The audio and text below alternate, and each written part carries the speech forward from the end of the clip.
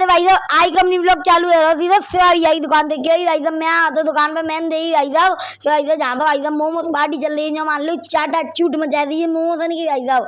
मैं कहा तो भाई साहब एक ना बच्चे भाई साहब एक आध के तुम डरो हो भाई साहब भैया देखेंगे भाई साहब। मैं सोचे लग गया मोमोज की जुगाड़ करते हुए भाई साहब बागे वाला मोदी के जलेबी भाई साहब, फिर मैंने उठाई है जलेबी भाई साहब जे दमक दी जलेबी दमके के बाद भाई साहब मुझे मोमोज दिख गए भाई साहब। मैंने मोमोज दमक दो मोमोज दमक के भाई साहब चले गए सीधे फोटो की दुकान पे गए भाई साहब। हम जा रहे सीधे एलम भाई फोटो की दुकान पे भाई साहब, वो गंज की प्रसिद्ध दुकान है फोटो की भाई साहब। जे देख लो जा दुकान है तो तुम पहचान ही गए होंगे भाई साहब। बागे बाद में भाई साहब हम जाके चले गए अंदर भाई साहब। अंदर आके देखी तो भाई साहब जाम है तो भाई साहब बहुत बड़ी फैक्ट्री है भाई साहब।